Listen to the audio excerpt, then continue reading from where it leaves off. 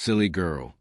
That's what my lawyer muttered after reading the papers my sister had forged. I was halfway through my morning coffee in London when the words hit me. The condo my grandmother left me was gone. Sold. Signed. Stolen. My sister had turned my inheritance into her own payday, and the proof was staring back at me from the screen. I didn't scream. I didn't even hang up. I just stared at the rain sliding down the window, as if it already knew what I was about to do next. Because if my sister thought I'd stay silent across the ocean, she had no idea what silence can really carry. I used to think distance shielded me from family drama, from the endless comparisons, from the quiet looks that whispered, "You'll never be enough." Living in London had been freedom, space to breathe, to build a life I could call my own. Meanwhile, my sister, Molin, stayed behind in Florida, married well, became the perfect daughter. Everyone bragged about at church. Mom adored her for it. And me? I was the dreamer who left. But there was one person who never made me feel small. Grandma Evelyn. She was sunlight in a world of cold approval. Every summer, she brewed lavender tea on her balcony overlooking Tampa Bay, the ceiling fan humming while she told me stories of starting over after Grandpa died. "Don't let life make you small, Lizzie," she'd whisper, squeezing my hand. "You're meant to take up space." That condo wasn't just property. It was her legacy, a home soaked in her laughter, her scent, her love. When she passed, she left me the deed, handwritten in her soft, curling script. It was her way of saying, "I see you," even if no one else did. After the funeral, Molin handled everything. The flowers, the paperwork, the estate meetings. She looked impeccable in her cream dress, greeting relatives like a seasoned hostess rather than a grieving granddaughter. I thought she was being responsible. Turns out she was orchestrating more than roses. Mom used to sigh over the phone, "You should be more like your sister. She has her life together." I'd bite my tongue, sip my coffee, let it slide. I learned early that fighting for fairness in our family was like screaming into a hurricane. So when my lawyer called that morning to say the condo had already been sold, something inside me shifted. The shock was cold, precise, surgical. I imagined Molin signing the papers with that polished smile she always wore when she wanted the world to believe she knew best. I opened my laptop and scrolled through photos until I found one of Grandma and me on that balcony. Her hand rested on mine. The sunlight caught her silver watch. My throat tightened. That condo wasn't just walls and keys. It was proof that someone once believed I was enough. And now my sister had turned it into cash. The drizzle tapped against the window, a warning. I closed my eyes. "Grandma, I'm sorry. I should have protected what you gave me." Then my phone buzzed. A new email from my lawyer. Subject, "Inconsistencies found." My heart stilled. Deep down, I already knew. Douglas's voice came through the crackling line. "Elizabeth, there's something off about these documents. The notary stamps didn't match. The signature looked rehearsed." "Rehearsed?" I asked, though I already knew. He exhaled, quiet, almost amused. "Silly girl. Not at me. At whoever thought they could get away with this. Your sister must have forged it." Those two words cut deeper than he meant. Silly girl. They lodged in my mind, looping. To him, an observation. To me, a challenge. Molin thought I was too naive, too far away, too trusting to notice. Maybe I had been, but not anymore. I minimized the call, opened my old emails. There was Grandma's will sent months ago. Comparing it with his estate transfer, the signature was almost identical, except the loops were tighter, the pressure heavier. Molin always pressed too hard, always leaving marks. The rain blurred the city outside. Inside, my anger folded into something sharper. Grandma had said, "If someone steals from you, they're not taking what's yours. They're revealing who they are." Now I saw Molin clearly. Douglas cleared his throat. "Elizabeth, don't confront her yet. If she altered legal records, we need proof. I'll pull the property logs, payment files. You just stay quiet for now." I nodded, voice flat. "Okay, just find out how deep it goes." The apartment hummed with silence. I stared at my hands. trembling slightly over the keyboard. It wasn't just the condo. It was every dinner table where Mullen outshone me. Every time Mom said, "You're too emotional." Maybe I was, but emotion made me human. And this time, it would make me dangerous. I spent hours digging through old emails, letters, scans, photos of Grandma's handwriting. Every stroke, every loop became evidence. Side by side, the forged signature was almost perfect. Almost. That almost would destroy her. By midnight, I was surrounded by papers and empty mugs. I sent Douglas the images and typed one final line. She thought I wouldn't notice. She was wrong. My phone buzzed immediately. A blocked number. A single text. "You've been asking questions." I froze, pulse racing. I typed back, "Who is this?" No reply. Just 3 dots that appeared, then vanished. The next morning, my phone rang. Name flashing, Mullen. For a full minute, I stared. Part of me wanted to ignore it. Part of me, curiosity, anger, maybe both, made me swipe to answer. "Liz," she said, sugary loud. "You won't believe how busy I've been. I finally sold Grandma's condo. Closed the deal last week." My fingers tightened around the phone. "You sold it?" "Yep," she said, proud. "Cash offer $320. Handled it like a pro. Anyway, thanks for not getting in the way. I know all that legal stuff overwhelms you." I stayed silent. If I spoke, my voice would tremble with fury. "And hey," she continued, cheerful, "I'm sending you $10,000 next week. Figured you could use a little help with rent. $10,000. From my inheritance."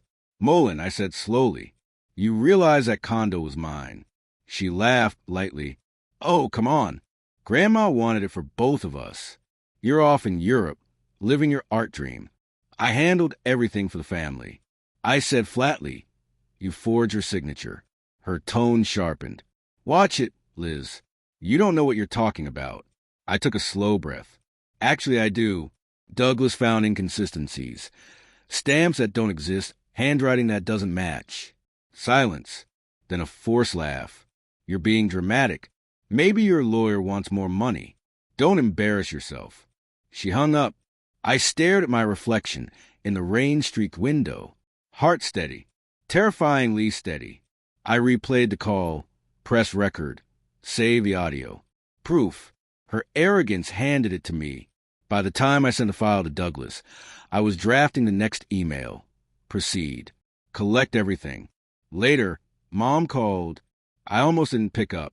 "Sweetheart," she said warmly, "I just spoke to Mullen. She sold Grandma's place." Such a relief. "Handled?" I repeated, voice trembling. "She's been working so hard," Mom went on. "You should be proud of her." "Proud?" I swallowed the bitterness. "Did she tell you who inherited it?" Pause. It was divided equally. I closed my eyes. "That's not true, Mom. Grandma left it to me." "Oh, Elizabeth," she sighed. "Why start drama? Your sister's done everything right. Please, just let it go." The call ended. I stood in the quiet, the hum of the fridge and the low hiss of London rain around me. They thought I was emotional, unstable, silly girl who ran off chasing art. Real life was about to find them. I opened a new folder, labeled it Truth. Inside files, recordings, letters, comparisons. This time, I wasn't just collecting evidence. I was building a reckoning. 3 days later, Douglas called. Voice brisk, controlled. "Elizabeth," he said, "we filed a fraud report." The court issued a freeze on the sale proceeds. "Mullins." I pressed the phone to my ear, heart steady. Then came the waiting. Not for long. By noon, my phone started buzzing incessantly, one call after another. "Mullen." I let them ring, watching the notification stack like mounting proof of guilt. 10 missed calls. 15. 20. Finally, I answered. "What did you do?" Her voice was sharp, panicked. "I don't know," I said evenly. "Why don't you tell me?" "Don't play dumb, Liz. The bank froze my account this morning. Do you realize what you've done?" "I didn't do anything," I replied, calm. "The truth did." A beat of silence, then a bitter laugh. "You've lost your mind. You think you can ruin me. You're delusional. You stole what Grandma left me. I did, I said coldly. You forged your name and pocketed the money. Don't act surprised when the consequences come. Her voice wavered. Please, you were never responsible enough to handle that property. I did it for the family, the way I always do. You should thank me for stealing from me, for keeping you from embarrassing yourself. You live in another country, sketching logos, sipping lattes. You don't deserve that condo. And you do. Someone had to act like an adult. You never grew up, she hissed. Something inside me broke, quietly, decisively. You know what, Mullen? Maybe I didn't. But Grandma trusted me. And you didn't just steal money. You stole her memory. She hung up. The silence after the disconnect was heavier than her voice ever had been.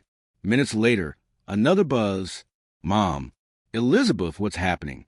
Her voice tight, panicked. Mullen's crying. She says you filed a fraud case. Is that true? Yes, I said softly.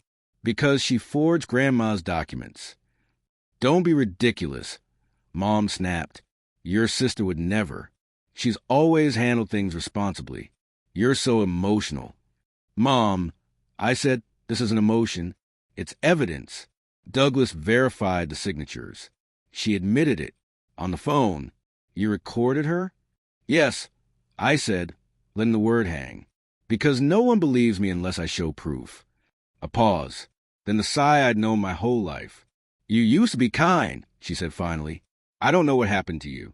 The call ended, leaving me alone with the rain and my reflection. Cold, unfamiliar, unflinching.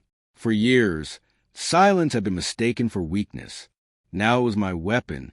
2 nights later, my phone lit up again. Unknown number. I almost ignored it. But the name made me pause. Ethan Pierce. Mullen's husband. I answered cautiously. Elizabeth. Hey, he said quietly. Tired. Stripped of his usual politeness. I hope I'm not overstepping, but you deserve the truth. I stayed silent. I didn't know what she'd done, he continued. She told me you'd given up your claim. I didn't ask questions, but after the account froze and the bank calls started, I looked into it myself.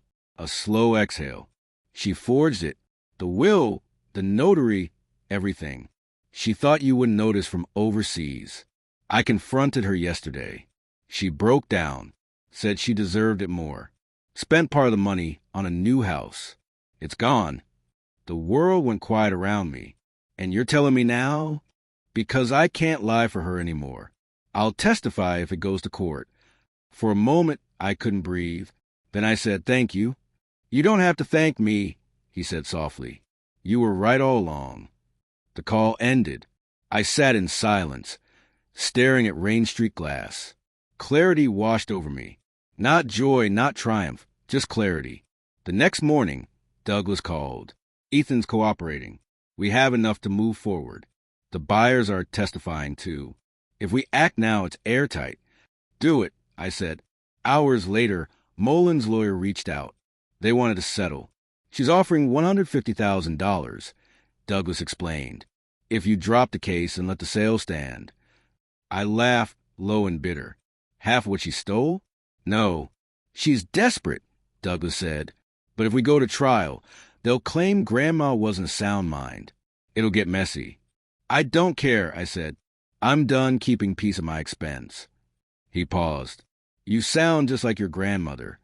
That hurt in the best way possible. That night, I couldn't sleep. I opened the last email Grandma had ever sent me.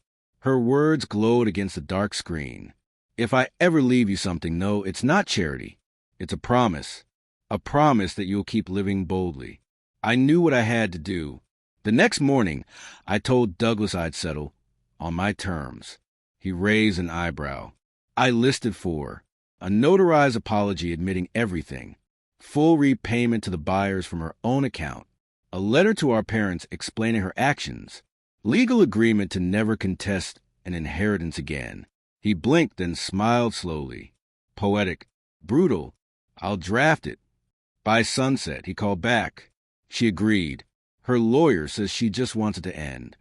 When the PDF arrived, I opened it with trembling hands. The first page read, Eileen Pierce acknowledges that she falsified legal documents related to the estate of Evelyn Monroe.